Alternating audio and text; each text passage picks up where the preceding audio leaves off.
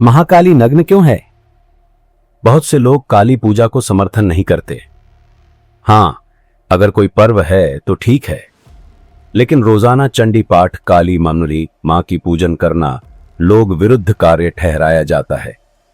या फिर लोग ये सोचते हैं कि कोई तांत्रिक साधना चल रही है। घर में काली मां की छवि या मूर्ति देखकर बाहरी लोग भय खाने लगते हैं। खैर, सबकी अपनी अपनी रुचि है। स्वाधीन भारत में स्वतंत्रता सबको मिली है। पंचभूतों, स्थूल प्रकृति को साधारणतः हम प्रकृति मानते हैं। फिर गीता में भगवान मन, बुद्धि, चित्त और अहंकार, सूक्ष्म प्रकृति को भी जोत दे दिए। तैर से देबाय। ऐसे भी देखा जाए तो किसी भी प्रकृति पर कोई आवरण नहीं, अतः सारे नग्न ही है। लेकिन हमारा आलोच्य प्रकृति ये सब नहीं। हम आते हैं उस परम करुणामयी, सच्चिदानंद स्वरूपिणी, योग संयुक्ता, योगेश्वरी आद्या शक्ति महामाया महाकाली के पास।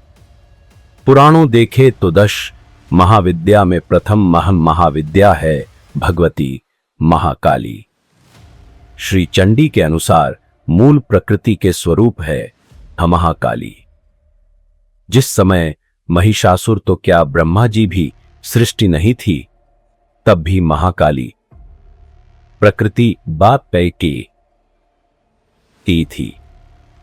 कोई कुछ भी कहे, लेकिन मैं कहता हूं मां महाकाली सिर्फ और सिर्फ योगियों की देवी है, क्योंकि सांसारिकता में फंसे लोग मां के इस स्वरूप को समझ ही नहीं पाते। महाकाली मूर्ति को देखते ही मन स्थिर और साधनामुखी हो जाता है। बात थोड़ी रहस्यमय है, फिर भी साधक लोग जरूर मेरे इशारे को समझे। भगवती की ललाट में कुंचन सहस्रदल को बतलाती है।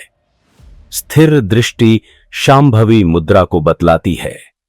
लंबी जिह्वा खेचरी सिद्धि का प्रमाण, और जिह्वा में रस चंद्र चक्र से गिरा अमृत को सूचित कर रही है।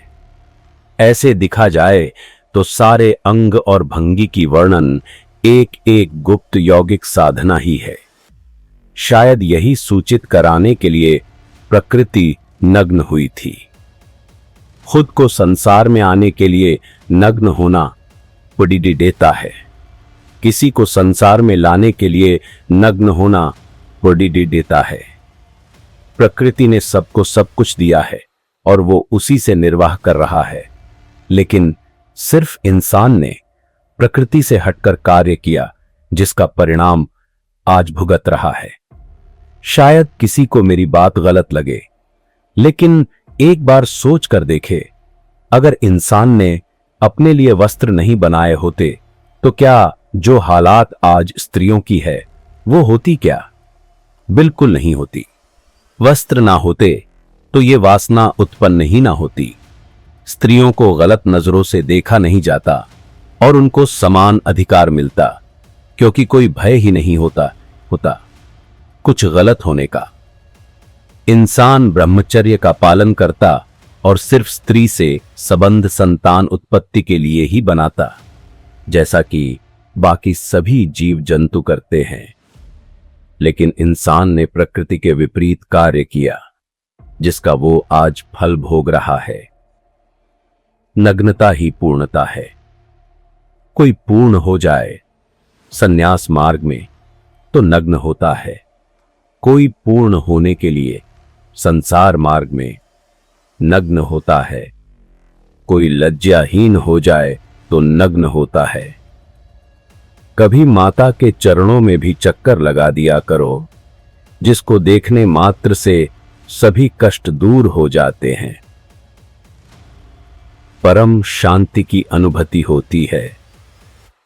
मां की नजरों से देखो, वासना की नजरों से देखोगे तो गलत ही दिखेगा।